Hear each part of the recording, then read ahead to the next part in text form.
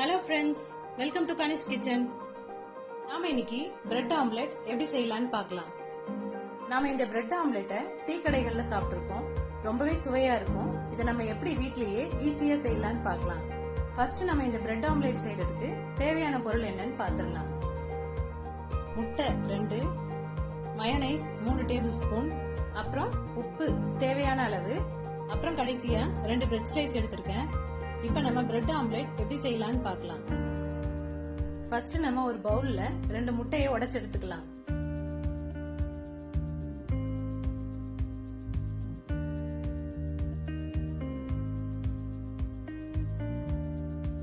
ரெண்டு முட்டையை உடைச்சு எடுத்தாச்சு.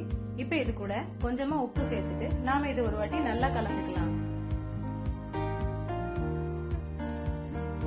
நல்லா கலந்தாச்சு. இது இப்படியே இருக்கட்டும். இப்ப நம்ம ஸ்டவ் ஆன் பண்ணி தோசை கல் அடுப்புல வச்சிடலாம். கல்லு நல்லா சூடானதும் நம்ம அடுப்பை லோ ஃபிளேம்ல வச்சுட்டு 1 ஸ்பூன் எண்ணெயை ஊத்திட்டு நம்ம டிஷ்யூ பேப்பர் வச்சு எல்லா பக்கமும் படுற மாதிரி நல்லா ஸ்ப்ரெட் பண்ணிட்டு நாம அதுக்கப்புறம் இதுல ரெடி பண்ணி வச்சிருக்க முட்டையை ஒரு வாட்டி நல்லா கலந்துட்டு நாம அதுக்கப்புறம் இந்த முட்டைய தோசை கல்லுல ஒரு பெரிய ரவுண்ட் ஷேப்க்கு இந்த மாதிரி ஊத்திக்கணும்.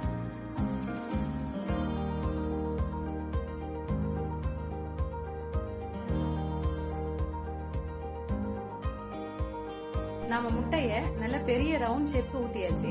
இப்ப இதுக்கு மேல 2 பிரெட் ஸ்லைஸ வச்சுட்டு நம்ம அதுக்கு மேல தேவையான அளவு மயோனைஸ் சேர்த்துட்டு எல்லா பக்கமும் படுற மாதிரி நல்லா ஸ்ப்ரெட் பண்ணி விட்டுடலாம்.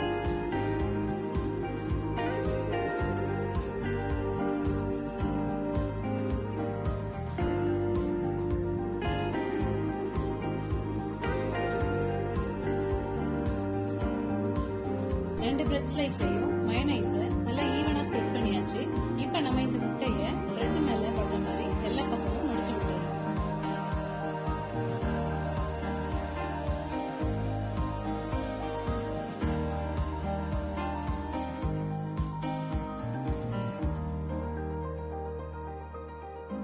எல்லா பக்கமும் மடிச்சாச்சு.